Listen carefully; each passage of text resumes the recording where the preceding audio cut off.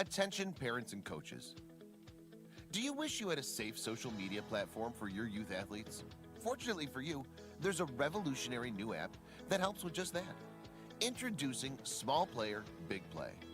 Small Player, Big Play app provides young athletes, parents, and coaches a user-friendly sports social media platform. The app allows users to connect with friends, make new friends, create groups, text, chat, and post pictures and videos of you and your teammates participating in your favorite sport or activity. To begin, users can simply download and sign up for the app using an email account. Younger users have the ability to sign up using their smartphone and a parent's email address. From there, users can begin to interact and engage with other users of the app. Small Player Big Play app also gives users the ability to live stream full games and events.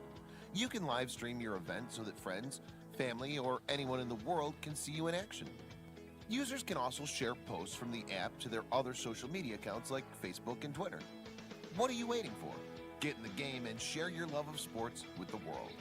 Download the Small Player Big Play app today. Are you ready to listen to my dad Joe and Uncle Justin talk about sports? Now on with the show. The Joe Mays and J-Raff Show is brought to you by Mays Sandwich Shop, which have been serving the greater West Lawn area delicious food for over 70 years.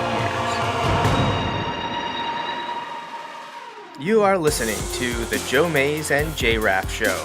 Boring. A weekly podcast about sports since 2011, Don't you ever get tired of being wrong all the time? with a focus on football. Kansas City 31, San Francisco 20. Mahomes takes the snap. He's just going to throw it long for Demarcus Robinson. It is going to use up all the time. The game is over, and the Chiefs' kingdom has firmly planted its flag on top of football's highest summit.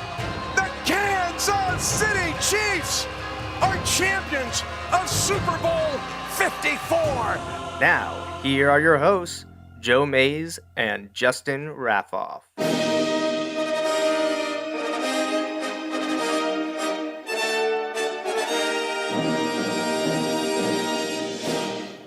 You know, Justin, it was a very fortuitous timing of me to spend the last week or so just browsing eBay to add some items to my Wilson football archive. And what I landed on this week was some trading cards. I was able to grab a John Gilmore Penn State card, which was a lot of fun. But obviously, because of the duration that Chad Henne has played in the NFL, there's a lot of Chad Henne cards out there. And I picked some up this week. This week, they just came, a few of them yesterday. And man, that was really great timing. Yes. I have to say, it was Yes. good timing on my part to dive into the Chad Henne trading card sphere because, well, I mean, I don't even know what else to say about what we just saw this afternoon. That was pretty fun. Pretty epic, and that's going to be the focal point of pretty much everything we talk about this evening. We know there's another game going on. We want to welcome everyone into the Joe Mays and J-Raff Show. You are here listening to us live on episode 324, and I'm not here alone. It's not just me. My partner, Justin Raffoff, is sitting across from me, and boy, Justin, it's been a while since I've been this excited for something football related that isn't, specifically Wilson, Penn State, or my Dolphins, or your Eagles. No. Who would have thought that Berks County, southeastern, south central Pennsylvania would be so excited, as you said, for the Chiefs against the Browns? Right. So last week we were sitting here as the beginning of the Browns-Steelers game was going on. And once again, the idea of expectations changing, right? And perspective changing on all these things during that game, because you're like, man, if the Browns lose this game, that's so much worse than just losing a game, like all that stuff. And they didn't. They won. And then in this game, perfect example again of it's going along, and I was probably pulling for the Chiefs. That's the rooting interest I had, but I was definitely in the I'd be really happy for Cleveland if they won. I've got some good friends that are Browns fans. It's like, how can you not be happy for the Browns? Like, I understand, like, if they're if you're the Steelers fan or something, like, I get that, but I'm not, so that's another thing. Like, watching the Steelers not be there and the Browns be there that would have been something, but then that all came crashing down when Chad got in the game. It went from, like, I'd prefer the Chiefs to win this to, oh my gosh, I want the Chiefs to win and I want them to win bad. Right. And again, it's not because my perspective on the Browns changed at all. Like, I still would have been happy for the Browns, but all of a sudden it was going to have to be fair or unfair. We've talked about this a lot too, based on the quarterback. It was going to have to be at the expense of someone I was rooting for. Right. So, yeah, when Chad went in the game, and you knew it right away when Mahomes, and actually early in the game with Mahomes like hobbling around, you just were like, oh well, maybe he'll get in for a play or two here if they're still checking him out. That didn't happen. But when Mahomes got up and did the wobbly boxer kind of move, you knew, you're like, oh, he's done. Yeah, you knew right away. This isn't great. This isn't ideal. There's a problem here. And like immediately, obviously, like no one that supports Chad wants to capitalize because Patrick got injured. Like we all understand. Like my mother-in-law loves Patrick Mahomes, Steelers fan, like through and through. Loves Patrick Mahomes because of what he does for the community. He seems like such a great guy. Right. And we had Chad on the show last year talking about how great Patrick is. Like, no one wants to see Mahomes get injured. No. But when it happens, I want Chad there because this is what happens. Right. We get to this awesome event that I don't even know. Like, I'm almost at a loss for words here of what to say. He became a viral sensation. Oh my gosh, Social media blew up. Yes. We are definitely going to show that and talk about it. But why don't you do a quick recap of the game while I get myself situated here? So it started out, Chiefs took an early lead, and then we're up, and all of a sudden it looks like, oh well, they may be starting to run away with this. And then next thing you know, the Browns have a chance to get it to a 1-score game.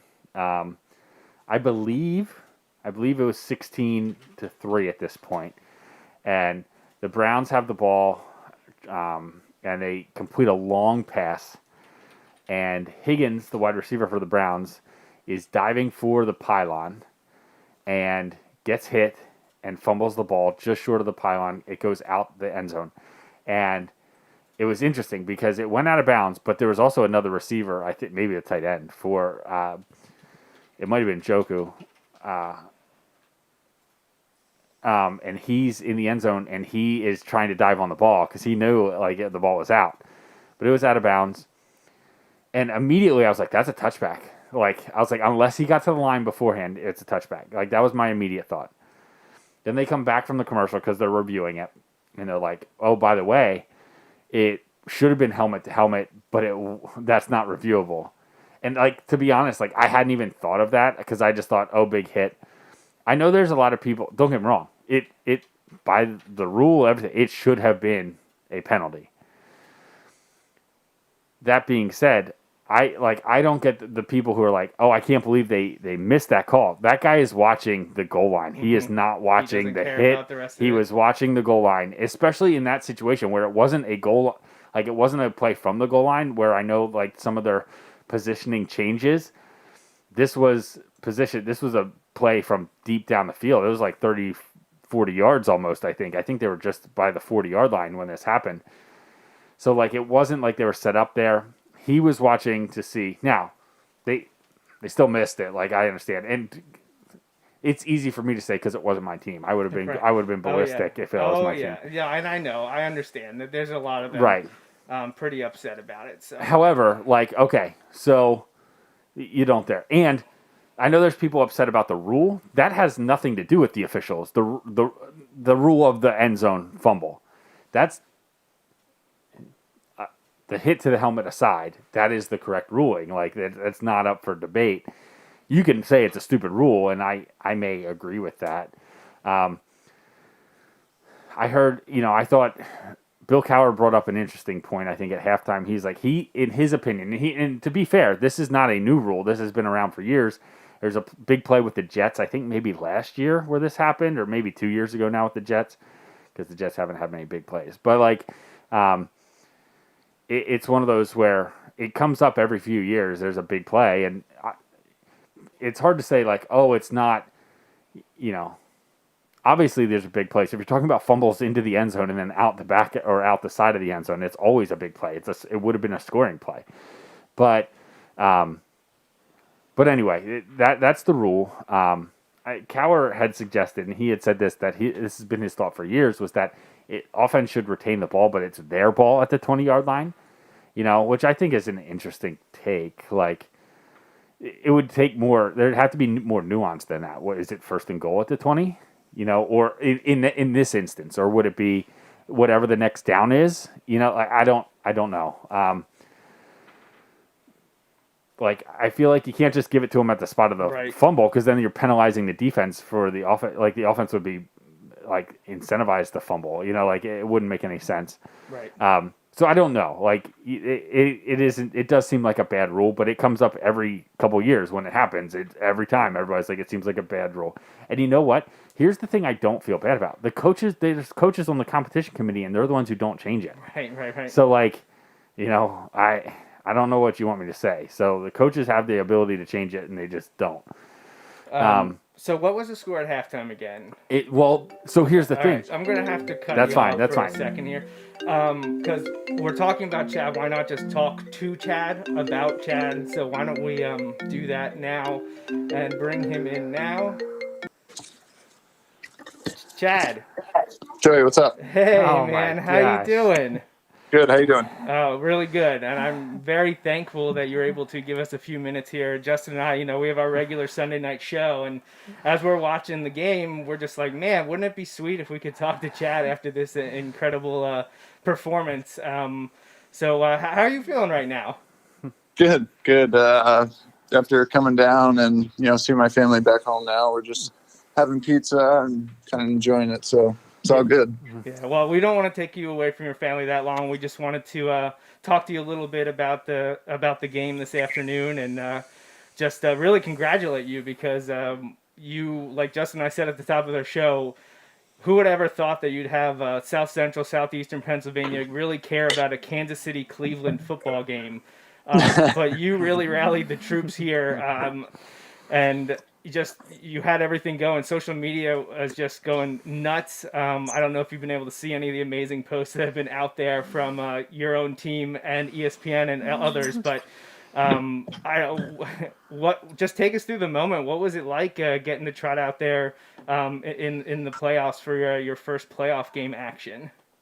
Yeah, I was obviously really excited. Obviously you never want to see a guy like Patrick go down, but that's what I'm here for. That's what I prepare each and every week for. And, there's a lot of great players around me. So thankful in that. And they made me feel confident once I entered the huddle and said they had my back. And it was just, a lot of fun just getting there. And I think the week prior to that against the Chargers helped out as well with the preparation and kind of getting the full game underneath my belt. But all in all, just glad we got the win. Yeah, absolutely amazing. And Justin pointed out, as soon as he got here to talk with me this evening, he said Andy Reid, the offensive play calling didn't change a single part of it. They had the full amount of confidence that you could run the offense and take care of what you needed to, and you rewarded them on that final drive. What did you see on that 3rd and long play where you sprinted? I still maintain you got the first down. Yeah, I agree. It looked like you had the first down to me. You had the first down, but what was going through your mind as you dropped back to pass on that 3rd and long, knowing that a first down seals the win? Yeah, just going through my progression and, looked right, came across left, and, they did a great job of, covering, the first 2 primaries. And once I came left, I just felt like the pocket was closing in and felt like I could get it outside. And when I saw all the green grass, I was like, wow, maybe I can get it. And, just took off. And for some reason, the defender was kind of like boxing out Demarcus Robinson. So I knew I had a chance, and I looked over to the left and saw the marker, and I was like, all right, I'm going to get this, and just try to lower my head and dive and get it. And I felt like I was there, but I think on the replay, just at my elbow, it came down short. But it was very close, and it was an incredible moment. Everyone was going nuts. You could feel the tension, even though there's no one here watching with me. I could just tell everyone was flipping out and checking out social media after the fact. That is absolutely true. And I saw a post. I think it was Next Gen Stats said that you were moving faster than any of the other Cleveland Browns that were on the field at that moment. And a lot of people were saying they didn't know you had those moves left in you. And Justin and I, we adapted this show to become the Chad Henne Appreciation Show this evening after your performance. People wanted to see more of you, so we're actually pull up some Wilson highlights here in a bit. But take us through the final play, and then we'll let you go. We don't want to take up too much of your time, but the fourth down play, was there any moment where they told you, if you get this look, try to get them off sides, take a timeout or whatnot, or were you going with that out route to Tyreek Hill the whole time, no questions asked? Yeah, no questions asked. I mean, we talked about it, and the good thing about it, Saturday night before the game on Sunday, we go over it as quarterbacks, me, Patrick, and the coaching staff. 4th and 1, 4th and 5, and 4th and 10 plays. And we pick our own play, what we would like in that situation. And that was my top play if I were in the game at the time. So it was like, all of us in decision that we liked that play. And, it was man-to-man coverage, and Tyreek just had to win his one-on-one matchup, and he did quick. And, it was just had to put the ball where it needed to be. Yeah, I mean, no one saw that coming. The commentators were saying how they're like, they're not gonna snap it, and then it snaps it, and I'm just like, oh my gosh, here we go. And it was just an incredible moment. And last thing, immediately we see Patrick Mahomes tweet after the game. He's having a little fun with it. The anything is possible any given Sunday. You guys seem to have a great relationship. Were you able to talk to him after the game? Yeah, he was the first guy that met me in the locker room, and it was a really cool moment. I mean, we spend the most time together, obviously us in the quarterback room, and for all we give and take from each other and learn from each other, it was just a really cool moment for him to be proud of me and be happy for me.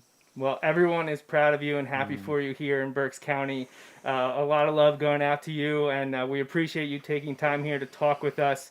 Best of luck to you, the Chiefs, and best wishes coming from us. And we really thank you for taking the time to talk to us for a few minutes here, Chad. Yeah, congrats. Sure, Chad. absolutely.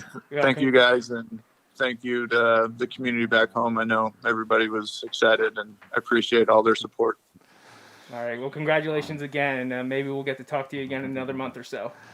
Sounds good. All right. Thanks, See you, man. Chad. Thanks. All right. Take care.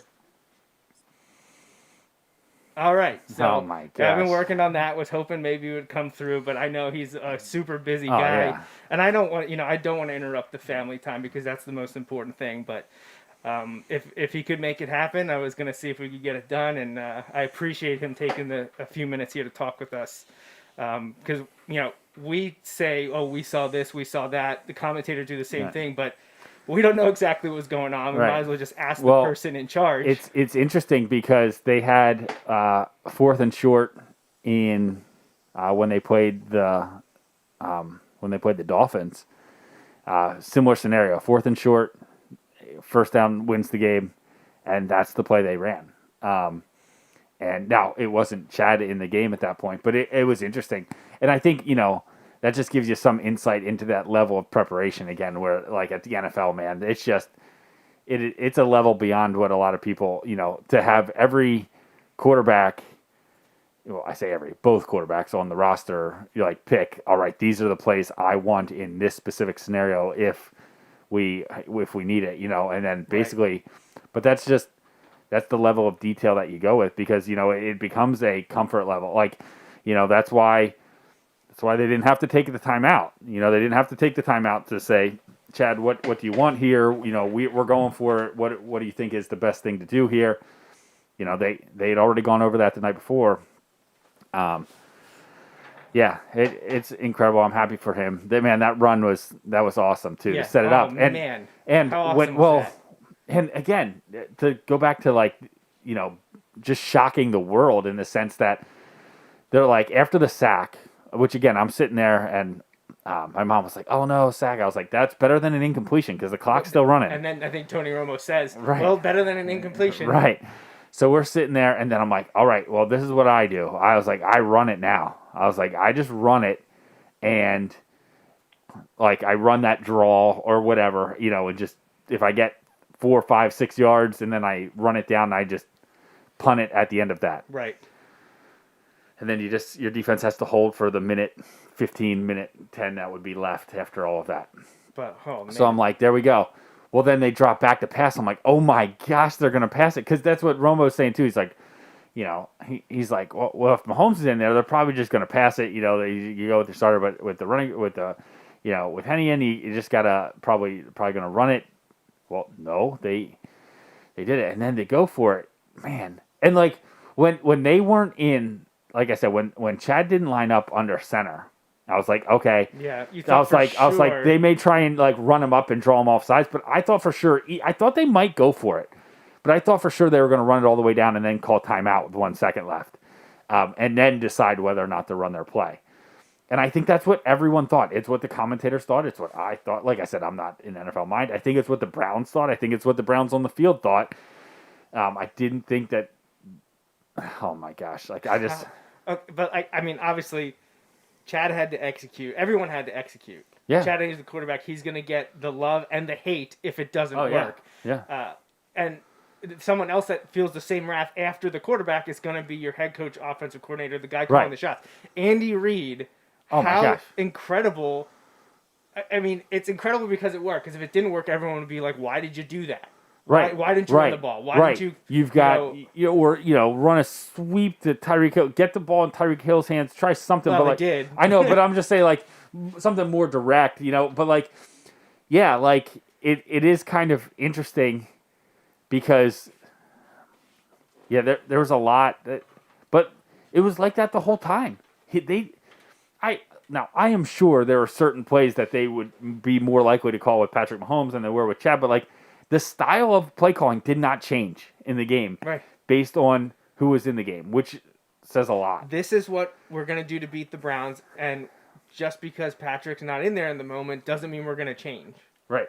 Well, and I think back to when we had Chad on a while ago, and he was talking about what it's like to play for Andy and how he's always challenging every player. Like, you need to know your playbook, and they're always adding new wrinkles in, and they're all and how it keeps everyone so engaged and all this stuff. And that's what everyone was talking about, how it's the team and they're all out there to pick each other up. And yeah, you see it with Mahomes being so happy for Chad, it's just, yeah, it was a great way to do that. Like I do feel bad for Cleveland fans. Cause I'm like, cause again, if it would have stayed if they would have stayed ahead multiple scores, it is what it is. But they had the momentum and the ball and just couldn't get it done. Yeah.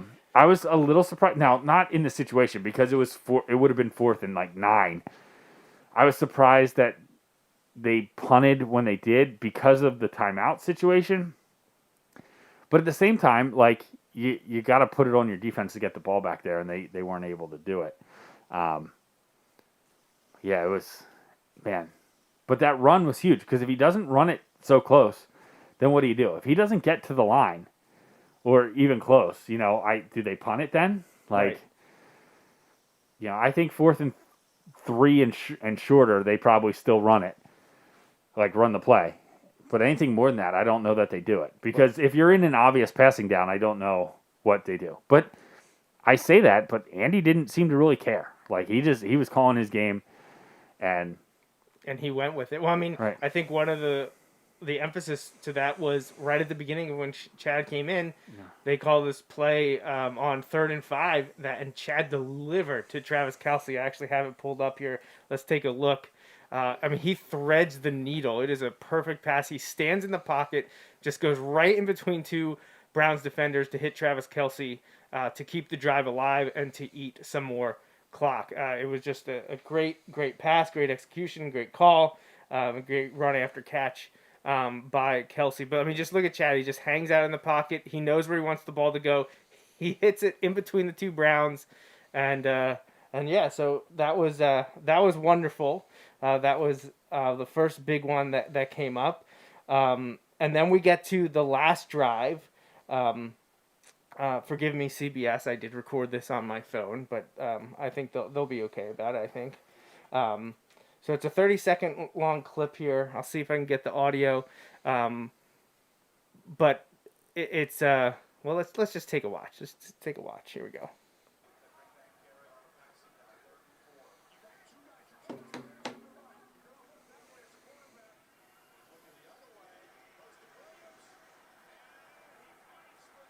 So it's 3rd and 4 with about 3:15 to play.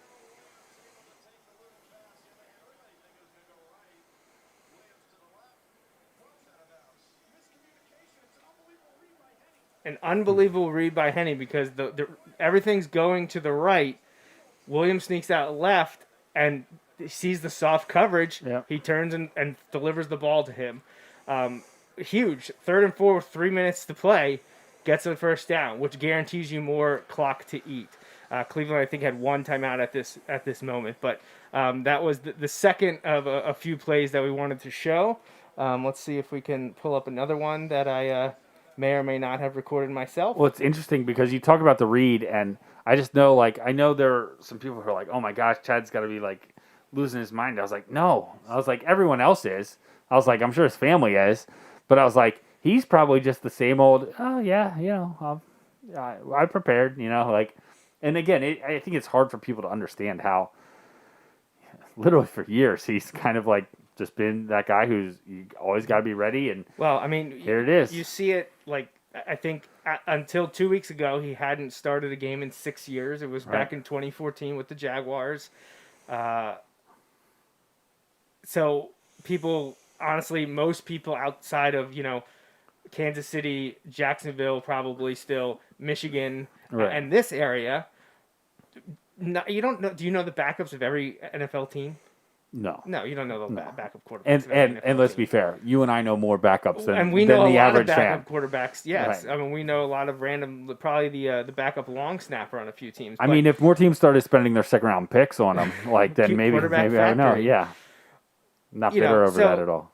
Every time Chad's name is then mentioned by the mainstream, the big sports places like ESPN, CBS, Fox, NBC, Pro Football Talk, your commentators that have big, verified followings on social media, you get the people that comment, I didn't know, and they're not being jerks about it. They're literally saying, "Oh, I didn't realize he was still in the league." Oh yeah, because we have that that happens to us all the time. When we're watching a game, you're like, "Oh, that guy's still in the league." Yeah, and so you had those opportunities. Well, now you're in a nationally televised game, a playoff game. We're into the final 8 teams left go, and you have arguably the biggest quarterback get injured, and right away people are like, "Oh, who's coming in?" And you get to see people saying, Chad Henne's still in the league. How long has he been in the league? Yeah, he's been in the league a while. Right. But he's gotten there for a reason, and we've seen a lot.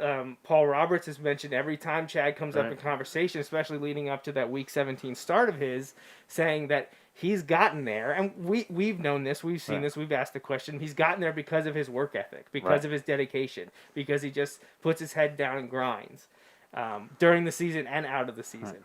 And this is the moment that it paid off. Did it go perfectly? No, and he'd tell you that it didn't go perfectly.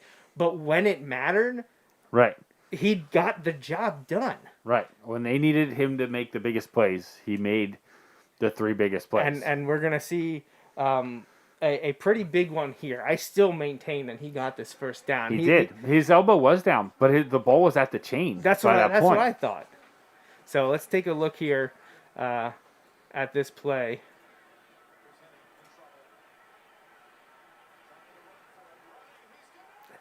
His elbow is down past the line. Come on, refs. That's okay. But see, it's okay because we know what's coming next. Right. It's okay because we know what's coming next. I don't want to get hit by the NFL ban hammer. I don't know how long I can leave this up there. putting your body on the line, and there are some great memes. They even show that in slow motion. Like, puts his head down and knows where the first down is. He doesn't put his hand down until that marker. I know. That was a terrible and the spot. ball is past his hand. That's a terrible spot. Right. So, yeah, but it was great hearing Tony Romo was all about it. Like, Tony Romo was a Chad Henne fan. Yeah. After this game, Tony Romo was a Chad Henne fan. He likes quarterbacks, you know? Well, and of so, course like, he does. Right. So, like, you know, what a story. And, like, how can he not be excited about it? Like, oh, my gosh. And then he gets up all fired up. You know, that's why I just wish they would have given it to him. Right. You know, but get it done on the next play, right? Right. You don't feel sorry for yourself. They have you pass it. Right.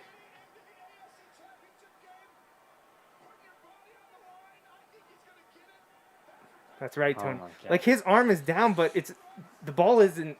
Right. The ball is at the marker. Well, but again, like we said, it doesn't matter. It doesn't matter because they came back, and you know, Andy Reid was just like, it's fine. We'll take care of it. It's okay. I'm trying to see if I have that. I don't think I have the pass here. It might be in this little post-game clip that I have here. So let's take a look and listen to this one.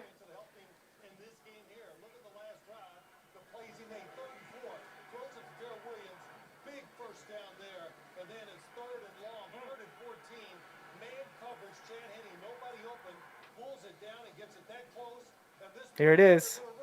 This is the play they love to run under pressure. They did it against the Miami Dolphins that won at the end of the game. No, thanks for bringing that up. Did it against the Miami Dolphins. There's Chad. Little love on CBS post game, and they talk about him here for a bit if you can hear it. The interception, we got to admit that was really bad, but he surely made up with it for it and the plays he made in that last drive. No doubt about it. Like you said, Boom, we hope that Patrick Mahomes is all right. We do hope that he plays. We have a tweet from Patrick Mahomes, who, of course, was watching, and it says, anything is possible, right? That's great. So everybody taking a shot. As you continue on, but isn't that an indication of a team-oriented attitude by the superstar? No doubt about it. I mean, he's sitting back trying to figure out if he's going to be healthy, if he's going to play next week, but still cheering for his teammate Henne, and everybody's going to have a shot at Henne tonight. When it comes to that last play call, though, 4th and inches, right? You have a quarterback who threw his first playoff pass in a game. He throws an interception, which was bad. And in that moment, we're all sitting in the studio, and we're saying, okay, what is he going to do? Is he going to try to draw the defense offside? I'm yelling, get under center, and let's do a QB sneak. And Coach is saying, well, let's just punt the ball. Put the defense out there. For a second, I thought Tyreek Hill was going to go out of bounds. Yeah. We would have liked to see in that moment, and Andy Reid said, you know what? I got faith in my backup quarterback. I got faith in Tyreek Hill, and we are going to complete a pass, not a run. We're going to complete a pass to ice the game, which is so Andy Reid in the Kansas City. We've seen So that was CBS post game. Again, don't ban me, NFL, CBS. I'm sorry. Just trying to celebrate an achievement here, having some fun. So that was that. This is all happening so quickly. I'm trying to record these things. I'm trying to send them out. And my phone starts blowing up with notifications because of all the social media. Right. My coach account, the Wilson accounts, Facebook. I'm trying to put this all up on Instagram. I got the Henne for Starter guys all freaking out. Like we're just each of us is posting stuff and we're liking and retweeting everything. And then everyone's diving in and sending out their pictures and just their celebrations. It was so much fun. And then we get the official Chiefs account sending stuff out, which is fun. Well, I actually started with, and they mentioned this, the Henne thing is possible. Yes. Patrick Mahomes, which 2 weeks ago when he got the start, Mahomes grabbed the card that is down there in my my archive, my chest, the Big 33, Chad Henne in his Big 33 Pennsylvania outfit from the summer of 2004, and. Patrick Mahomes tweeted that out, and that became a huge thing. Anything is possible, and he comes back with it here with a celebratory GIF, and then we get the official Kansas City Chiefs account tweeting it. Chad Henne. Chad Henne. So that was a lot of fun, but of course it didn't stop there. Then we started to get a whole bunch more. So then my buddy at PA Football History tweets out a picture of the Henne for Starter sticker that I sent to him with the Wilson Bulldog stickers a few months back. A lot of fun there to see that. And then The Athletic sends out their recap about the Kansas City Chiefs winning. The headline mentions Patrick Mahomes leaving injured, but the photo is a pumped up Chad Henne celebrating the victory. And then I mentioned about buying Chad Henne cards recently was a solid investment. I stand by that. Reading Eagle tweeting out their link to the AP story. So a lot of fun. And then you start getting the other people that were watching the game, and they've got some jokes, and I like the jokes. They're pretty funny. This guy right here about Chad getting that first down or attempting to get the first down. A picture of the Simpsons character diving through the window. Just give up your body, just anything to get that first down. Absolutely love it. NFL UK got in the Chad Henne Appreciation tweet with the run there. I like the Steelers Nation one. The CBS Sports, then everyone starts tweeting out the statistical stuff. CBS says that Chad hadn't won a game as a starter or in a game that he played since 2013. He hadn't ever thrown a postseason pass. We heard them talk about that on the CBS post game, but then, of course, they finished it up with Chad Henne just put it all on the line to help lift the Chiefs to the AFC Championship game. And it should be noted, everyone's talking about how the Chiefs are now in their third straight AFC Championship game. Yeah. This is Chad Henne's fourth straight AFC Championship game. Yeah, let's not forget Jacksonville 4 years ago when Chad Henne was on that team. Should have been to the Super Bowl that year. They choked to the Patriots at the end, unfortunately. And while I feel bad for them, I'm okay with the way that one played out. Right. And then here we get to the next gen stats that I mentioned to Chad when he was on with us just a few minutes ago. Next gen stats says on 3rd and 14, leading 22-17. Chad Henne scrambles left for 13 yards, setting up a 4th and inches situation for the Chiefs with less than 2 minutes to go. Henne reached a top speed of 17.98 miles per hour on the play, faster than any Browns defender in pursuit. So Chad's got some wheels. I know a lot of you are surprised by that. And he showed them off often at Wilson, and maybe I could pull up some highlight videos of Chad in his Wilson glory days. I know those are online, but if you're watching the show now, you see the Next Gen Stats image right there. So that was a fun one. And then this one. Maybe the best of the bunch just because it's from ESPN. It's hard to top that. They get in the anything is possible hashtag. Chad Henne ends the Browns season and advances the Chiefs to the AFC title game. And a quick Photoshop of Chad's face on Iron Man busting out of Arrowhead. Gotta love that. I know there's another one going around of him, Andy Reid, Patrick Mahomes on the Any Given Sunday poster. Henne Given Sunday. That one's floating out there as well. I don't know if I have that one. Here's the Mahomes tweet right there. Awesome. Love it. Great stuff. The Steeler Nation one you mentioned. Chad Henne. The Browns is the Browns. La who sa her. It was just so much fun having Chad be the center of attention in this way. And then WFMZ mentioned it, and all is well. All is right with the world. How are you feeling when Chad came into the game? What were you thinking? So like I said, all of a sudden I went from I hope the Chiefs win, but I'll be happy for the Browns to, oh no, the Chiefs have to win this game now. The Chiefs have to win. And again, just because I would feel bad for Chad, to have that shot, and then, like you said, win or lose, they're gonna make a big deal out of the quarterback play and all that stuff, and just, I just want him to have that chance to be successful. So it was fun to watch him go in, and like you said, so the interception came, and I'm just well, the interception doesn't happen if they don't get the crackback call right on the play before, because they were driving, they were doing well. And then they get the illegal crackback block, which I understand the rule, but I don't understand how it applied on that particular play. Now, I don't necessarily mean that it was a bad call. I just mean that I don't understand how it was applied on that play, because he blocked the guy in the direction that the ball was going. I don't know. He didn't. He wasn't coming back towards his end zone or anything. So I don't know exactly how that goes. So that was just an odd one to me, but it set up, a 1st and 25 situation or whatever. So you were in a tough spot at that point.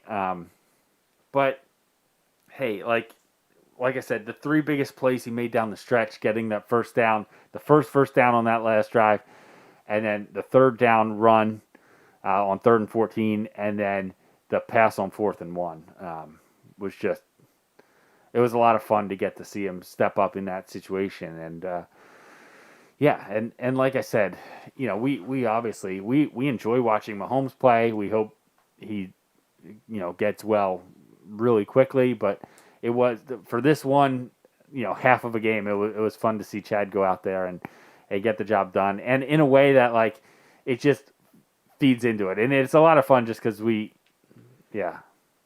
just getting to see him and all those memes and all that stuff. It's just a lot of fun. That's all. Yeah, it's a lot of fun. But when I saw, and you mentioned it already, when Patrick got up, and you could tell something wasn't right. Yeah. I was expecting, honestly, with the replay to see something really, really bad, like a really bad hit, and nothing jumped out to be like, oh man, that was crazy. But his reaction to it, because like you could tell when he got to it, like he's on his knees. I was like, oh no, because he had clearly hurt his foot earlier in the game. I was like, did he hurt his leg more? Did he hurt his leg more? And then when he stood up and like did that like fighter wobble, oh my gosh, you're like, oh. I was like, wow, did he really get hit that hard? Right, and then it wasn't like anything egregious like that stood out, but you know how that goes. Like sometimes that's just the way it works. But man, yeah, it was interesting. Yeah, it was super interesting, but. You see Mahomes get hurt. I'm just like, oh man, that really sucks. I hope he's okay. Oh, sweet, Chad's coming in. We're gonna get to watch Chad in the playoffs with the chance to go to the AFC Championship. And oh man, this is a lot of pressure. I'm like, oh man, I'm feeling the pressure. I have literally nothing to do with this. Right, all this stuff, and like all of a sudden you're thrown into the biggest game of your career. But now, how brilliant! Like I know people complain all the time about teams resting their starters, but how brilliant does it look? I was on looking the flip back, side, right? And you now he gave a lot of these guys meaningful time, right, to get acquainted. Knock off the rust, get ready to go. Right. You never know when your number's going to be called on, right? Isn't that the mantra, especially in high school sports? Right. You never know when it'll be your opportunity. Well, and in high, like it's one thing, like in college. I know, in college they talk about it a lot. Some of those colleges, they carry 90 guys, 100 guys on the roster. You go to like an NFL, they have 53, and they can only have 48 active on the game day. Yeah, something like that. Like they can only go with like 48 guys on any day. Like I don't really understand all of that goes into that. I know that's a more complex thing than just an arbitrary number, but like it's just like, oh my gosh. So yeah, you need your guys to be in the zone and ready to go, and they're ready. Chad was ready to step in there. There's a lot to be said for that. Not being like, oh well, this is going to be, it would be easy, you would think, if you're on a team and Patrick Mahomes is the guy, to maybe not be on every week at practice or to do all those things when you know that Mahomes is the guy and is going to be the guy. But that's why you prepare for. Right. You never know when the team is going to need you, not just for yourself, but the team needed him, and he was able to step up with the play of his team. Right. So yeah, it was fun to see it all work out that way. Yeah, it was great. It was great. So I'm gonna see if we can pull up some vintage Chad Henne from his days in the stomping grounds of West Lawn. See if we can get some of the wheels that he showed off tonight. There we go. Let's see if we get in there. There's obviously going to be a lot of throws, and Justin and I are going to talk while this plays because I think it's a few minutes long. But you can get some of these high school highlights. Here's the run. This is against Reading. Yeah, he had a few of those. Yeah, he had a few of those. This is my senior year. This is Chad's junior year. Had a huge touchdown run. against Reading. So maybe we'll see a few more of those in these highlights. Otherwise, you can just enjoy these highlights because why not? Why not show these while we discuss? There's another big run. So yes, Chad Henne's he has wheels. Yes. Believe it. You saw proof here today on national television. Also proof that he's going to do anything to get the job done. Right. Which was like I knew when he started the scramble. I saw there wasn't too many people around. I was like, oh, he's going to scramble for the first. Then I saw the guys coming in. I was like, he's not sliding, guys. No. He's going to try to run you over. Yes. And he did a good job of attempting that. I still think he was very close to getting the first down. Yeah. But again, it doesn't either matter. way, right. It set up the great play after that. It was still huge because it allowed for them to go for it, and he got down and it wasn't out of bounds. It wasn't like he was diving out of bounds and the clock stopped. Everything went perfect on that. So, unbelievable. So while this plays, obviously the Chiefs won the game. They beat the Browns. Browns out of the playoffs. Like you said, if it wasn't against the Chiefs with Chad Henne, I may have been pulling for Cleveland just because why not? If Chad wasn't on the team, I probably would have been rooting for him, especially given the fact that I like Andy Reid, but he won one last year. Like, I could probably be on that Browns bandwagon and be like, why? How can you not root for the Browns? Right. Which I understand. Like I said, I understand for some people, but like in a given game, I don't mean necessarily as like changing fandom, but like in a game, you can be like, man, like the Browns, like it's the Browns. How can you not be happy for them if they win? It's kind of how I felt last night about the game. Like, yeah, I wanted, I probably, if I am being honest, my rooting interest was probably for the Ravens, but like, how can you not be? And again, now you're a Dolphins fan. I was gonna say, right? Me, but when I look, I'm like, how can I not be happy for the Bills? Like, I mean, it's the Bills. No, I mean, like, I get that. and you understand it, even if it doesn't necessarily apply to you. I get it. Like, and my dad's like, he's like, I don't know, I kind of feeling, without knowing the Chiefs' result today, because he's obviously going to be cheering for the Chiefs, but he doesn't have anything against the Bills. Well, of course, his team beat him in the Super Bowl twice, so like, why does he care? But no, I'm like, I can't cheer for the Bills. I don't care that they haven't been to this game in 27 years. That doesn't matter. That doesn't matter. They're the Bills. Not. Just like it's the Patriots the last 2 decades. Right. Now, no, AFC East teams are no go. It's a no-fly zone. But I understand the appeal for others. If Chad wasn't on the Chiefs, I probably would have been for the Browns. But I'm all in on the Chiefs with Chad there. But the Bills are there because of their win last night over the Ravens. We'll talk about yesterday's games as these Chad Henne high school highlights play. I honestly, last night didn't surprise me. We kind of talked about it last week. No, it didn't surprise me at all. We're on the Bills. We thought they would win. Both teams had come in hot. We thought both teams could stutter, have a bad game. But we were both in agreement that if that was going to happen, though, we thought it was going to be with Baltimore, and that's exactly what happened. Right. Baltimore laid an egg. Right, they did.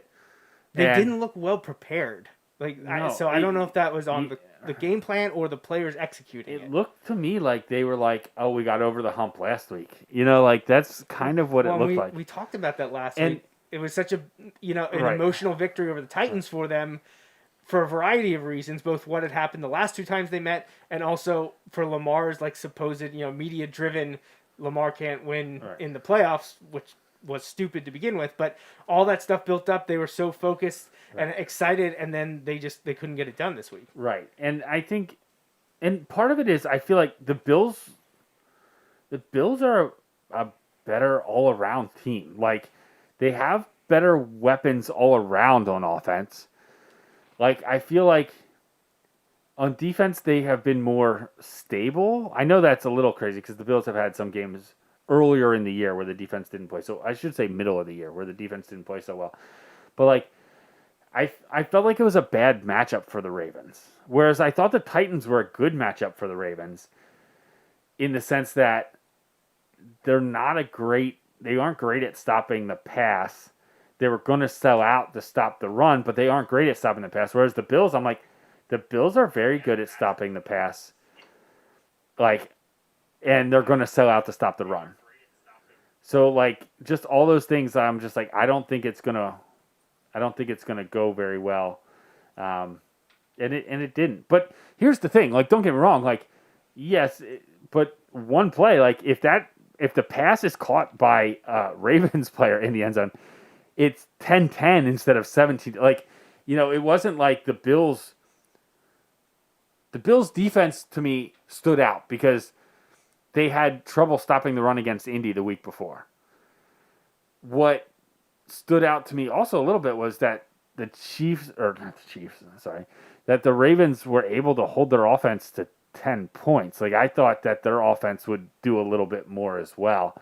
Now, the Ravens defense has been good, but I didn't peg them as that good. But the Ravens defense, honestly, the last 2 weeks, they shut down Derrick Henry. And then to hold the defense held the Bills in check. It was just the offense couldn't get going. But the Bills defense played really well, too. I thought, sometimes you get beat by the better team, and I feel like that's what it was. Now, you got to put up more than 3 points, but you also had maybe one of the best kickers ever in the NFL miss 2 field goals. You know, like, that was a huge thing, huge deal. When he missed the first one, I'm like, okay. Right. When he missed the second one, Yeah, I'm like, they're in trouble. They're in trouble. So yeah, he missed more field goals this year in the playoffs than he had ever missed in the playoffs before. Just wasn't their night, that's for sure. No. And it was super windy. Like, I get all that, but like, those are the things that go into it. So, I mean, let's get down to it. Bills at Chiefs next week. What are you thinking? How do you feel right now about that? I feel bad because, like, a lot of it depends on Mahomes to me. Like, just in any terms of how it's going to go. Like, but I think the Chiefs are going to win. I think they've got offensive weapons to give the Bills problems. I think their defense is going to struggle a bit to stop the Chiefs. No, sorry. The Chiefs are going to struggle on defense a little bit to stop the Bills. But I don't think that's a situation the Bills... If it's going to be a shootout, I'm taking the Chiefs. Like, they have weapons everywhere. By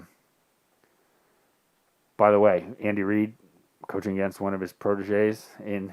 Sean McDermott. In the playoffs. Yeah. Or in the AFC Championship game. Like, and Sean Payton's from that tree too, I think. Is he? I think so. From the early Philadelphia. Early years? Yeah, and I could be wrong on that. But I think he is. But I think the Chiefs win. Honestly, I don't want this to sound awful, like, just because I hate the Bills, but no matter, I think the Chiefs are winning this game. It would be interesting, like, even... It could be interesting, even not knowing the quarterback situation moving forward, like how sometimes that can really ramp up your, like, I don't want to say intensity, but just like attention to detail in the weeks leading up. Like, every man has to step up kind of mentality. I know that's cliche. Like, everybody has to step up. And, well, if you're arguably the best team in football, potentially, you're there, and everyone steps up their game, like, that can be pretty powerful thing. I do think it's a fun note. Should the Chiefs win, obviously Wilson represented again with Chad, working towards a back-to-back Super Bowl championships, which is absolutely amazing. But if the Bills should come out victorious, Wilson alum Rodney Hill is a strength coach with the Buffalo Bills. So fun connection there. Former Wilson football star, one of the greats from that 2008 team. He's been working professionally in the strength and conditioning, your performance. He had been with the Lions before. He is with the Bills in the capacity now. So no matter what, a Wilson representation in the Super Bowl next year. And if the Saints can get out of their own way and start playing football against the Buccaneers, you'd have the potential, if the Saints would win and go to Green Bay, and then the Saints would also have to beat the Packers, you could get Alec Anzalone also from Why I'm Missing. It would be fun to have lots of Burks representation in the sport's biggest event. The Bucs are taking it to the Saints, I think, a little bit now. It's the Saints. The Saints have been shooting themselves in the foot with turnovers that the Buccaneers turned into 14 points. Oh, all right. Fumble and interception. So that'll do it. some people say if you turn the ball over, you generally have a bad day. Yeah. I hear that's true. Yes. So, but I mean, hats off to the Browns. They had a very strong season. Well, and ditto to the Ravens. I mean, you look at it. Okay, quick side question here. In the AFC North, since they did have three teams make the playoffs, who do you think the future? I know this is jumping way ahead. Who's the future brightest for them? Who's the immediate future brightest for? Teams. Yeah, Steelers, Ravens, Browns. Steelers, Ravens, Browns. I think it's the Browns right now. Bengals. It could be. It could be. I think we need a few more years. Could be. But like the Steelers have 18 free agents. Steelers have issues. Oh, and if they don't restructure Ben's deal, if Ben wants to come back, they have to restructure it because he's $41 million. Yeah, I mean, it looks like, to me, you would think Browns and Ravens are there to stay. Right. Again, it's tough to say that now because, every year there's like 50% turnover. And I completely understand how if somebody's like, all right, how are you going to handle success? Like, those are all legitimate things. Yeah, honestly, if you were like, if we discount the Steelers, which I don't like to do, but if we discount them because of the cap situation, the free agency questions, as well as, Roethlisberger's health and money, you take them out of the equation and you say, who do you think has more success in 2021 in the regular season? I'm probably going to stick in with the Ravens because I feel like the Browns, honestly, maybe they could take even more of a step forward and make the AFC Championship game next year, but I could also see the floor like drop out from under them too. I get that. Just because they have a lot of volatile personalities. Especially all over that offense, including here you go, big one on defense right, too. their biggest personality and maybe their biggest star on offense was out the majority of the season, and they played better without him. People were saying that in just a few games after he got injured. Now look at it. Right, and here you go. If he's back and then you have a slow start next year, ooh, yeah, not ideal. Yeah. Not great. So, but as not a Browns fan, like, right. just the popcorn eating meme, man. Yeah. Like, I'm here for it. Let's see it. Let's see the show. So the first game yesterday was Packers Rams, and that game went exactly how I kind of thought. Yeah, the Packers got out to a lead, and then the Rams came back, and the Packers got out to a lead, and they tried to give it away, but it didn't end up happening. Green Bay gets the win. Devontae Adams scored a touchdown. Jalen Ramsey wasn't happy about it. Aaron Rodgers played another great game. That was a perfectly designed play too. It was. Yep, because you couldn't even throw a flag for a pick. It was just running back and forth. Watching it live, I thought that's what Jalen Ramsey was mad about. It was his own guy. His own guy. Which they said, I saw a thing later. They said, like, they're pretty sure somebody was supposed to kick out on that coverage. Oh, okay. And they didn't, and that's why he's like, what are you doing? Well, I saw him to whine and complain right away. And yeah. Absolutely. Typical. But... yeah, no, that one, I mean, as much as I thought the Rams defense was good enough, to stick with the Packers, I was questioning how much the Rams are going to score, even with the Packers defense that, hasn't been great. Just Jared Goff hasn't scared me this year. No. And they didn't stick with the Jared running game as much Jared as Goff they took a step back this year, and he wasn't really the problem yesterday. Like, now I say that. At one point, he had completed like 16 of 18 passes for like 110 yards. Yeah. Like, chipping away. Right, like 5 yards a thing, which is fine, but like, that's not going to get it done. You need to throw the ball downfield. And he did some yesterday. But here was the thing. At one point, he had like 10 completions for like 90-some yards. But he had 2 that went for like 60-some. So if you take away the others, they were really, really short passing game. And I know he had a broken thumb like 3 weeks ago. Right. But that's not going to get it done. Not ideal. So it will be Packers in the NFC Championship game against the winner of the Buccaneers-Saints game. And like I said, last I knew, the Buccaneers were looking pretty good against the Saints. Well, if the Buccaneers win, then that makes it easy for who I'm rooting for in that game. I'll root for the Packers in that game. That doesn't surprise me. Like I said last week, though, Buccaneers... Well, let me be fair. Like, I'll probably be rooting for the Packers either way, even though I'd be more... Well, the game is much closer than I thought it was. So. I don't necessarily want the Packers... Or it's not that I want Drew Brees to lose, but the rest of the Saints I don't really care about. So it's 23-20 in favor of the Buccaneers. 7 minutes to go in the fourth quarter. Saints do have the ball, though. in their territory, approaching midfield.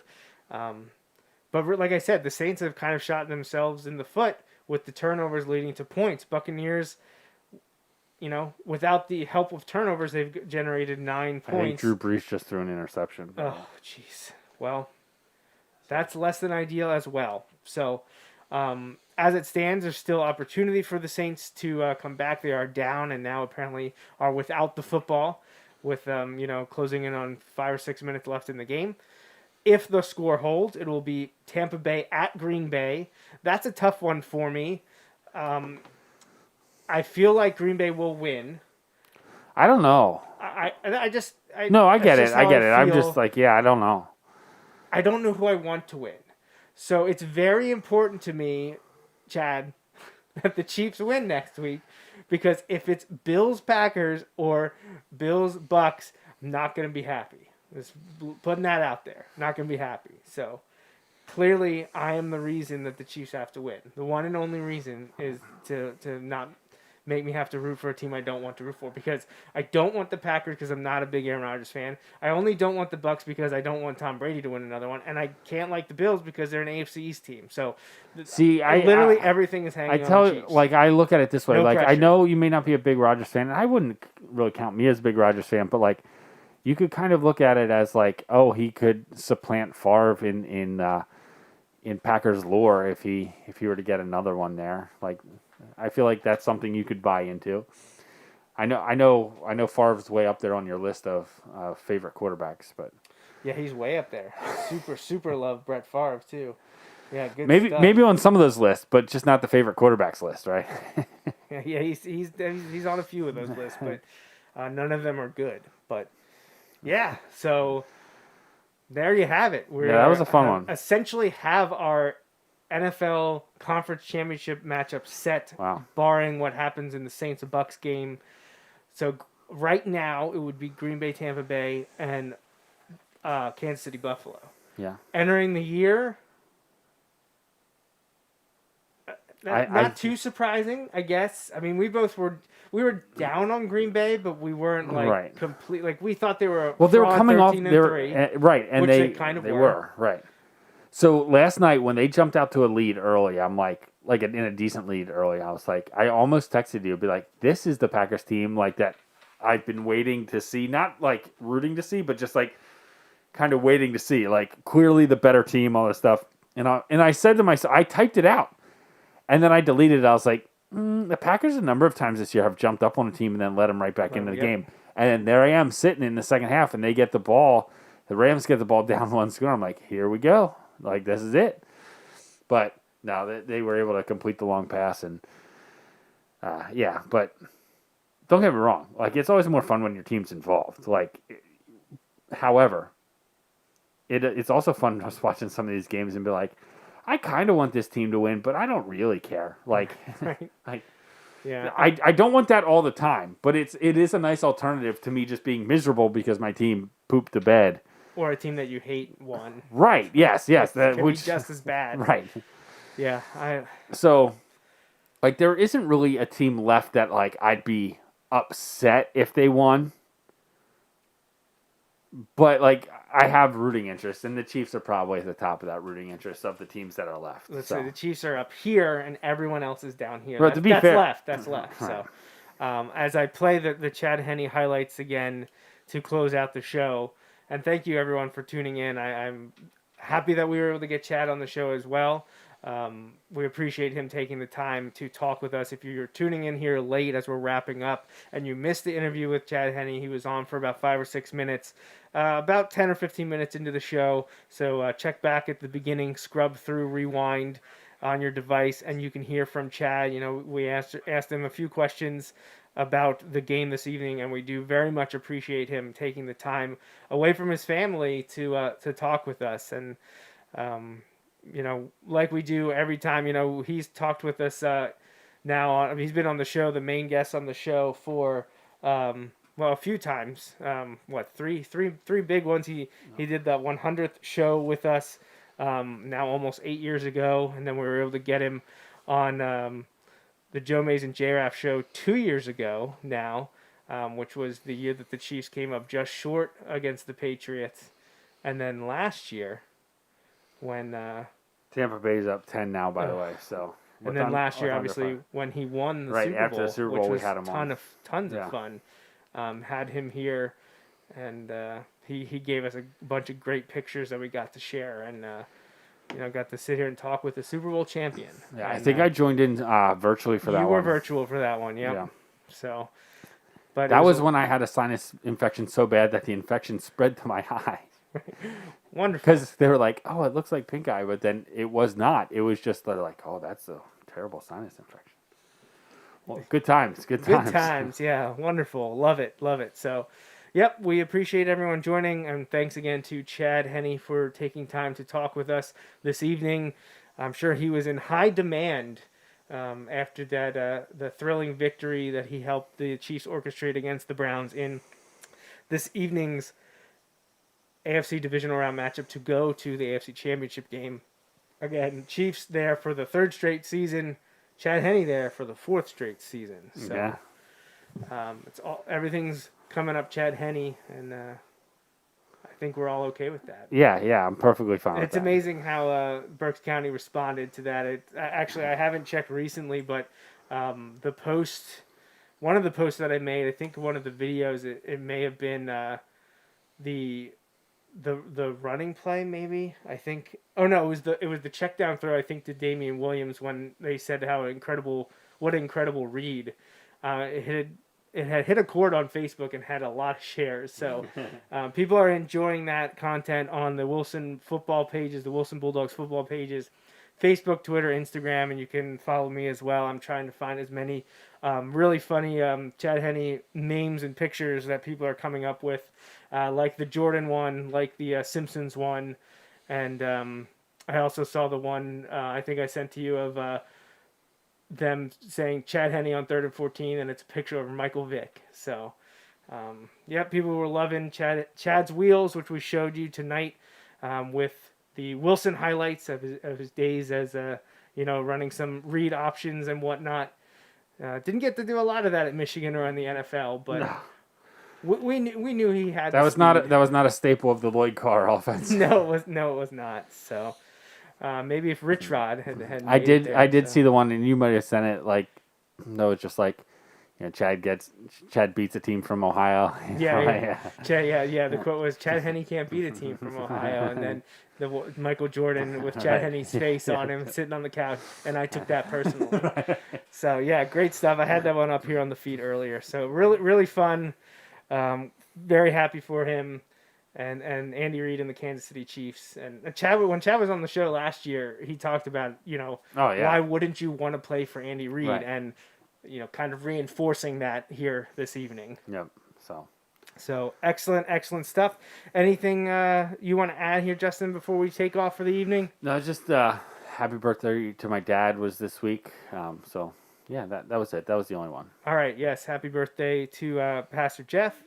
And we'll be back again in 1 week's time for episode 325 on January 24th, 8:30. Make sure you subscribe to us on Apple Podcasts and Google Play, and leave us a review. We don't have any reviews, I think, on Apple Podcasts. So if you do that, please leave us a review, and follow us on Facebook, Twitter, and visit the website, jmnjrradio.com. We'll be back for our conference championships discussion. By this time next week, we'll be very close to knowing who will be playing in Super Bowl 55. And man, do I hope it is the Kansas City Chiefs. Oh, Otherwise, yes. It may not be a great... As ecstatic as I am right now, this Sunday, next week could be really bad. Oh, yeah. Really bad. Oh, yeah. So, honestly, for NFL's sake, Packers-Chiefs would be an awesome Super Bowl to have, since, that was the first Super Bowl, I believe. It was some of those early ones, yeah. So, would be fun to have that one here. So I was talking, and later. This was before, but I was like, man, look at, and obviously, no offense to Chad, but this is including Mahomes as quarterback, but the dichotomy of the quarterback matchups. You have Josh Allen against Mahomes in the AFC Championship game, and you have Rodgers against most likely Brady in the other one. Yeah, well, I mean, you said last week man, as the NFL have to be happy with the matchups because you yeah. have the 4 more marquee quarterbacks most likely Right. in these games, because at the time it was either going to be Lamar Jackson or Josh Allen Right. against Patrick Mahomes or Baker Mayfield. Those are Right. all 4 bankable stars. And then in the NFC, probably the odd man out was Jared Goff, but he's from, he plays for the LA team, so you have that going for you. But then the other 3 are Rodgers, Breeze, and Brady. So no matter what, the NFL had to be like, yes, thank you. But here we are. And ready to go. So we'll sign off here so you can finish watching the Buccaneers Saints game. And like we said, we'll be back again next Sunday to talk about the conference championship games. And we won't dive too much into the Super Bowl preview because we'll have that show for you in 2 weeks. So lots coming here on the Joe Mays and J-Raff show. And again, thanks to our special guest, Chad Henne, for joining us for a quick discussion this evening to talk about his team's victory and advancement to the AFC Championship game. So for Justin Raffoff, I'm Joe Mays. Thanks for joining us, and we'll be back again in 1 week's time.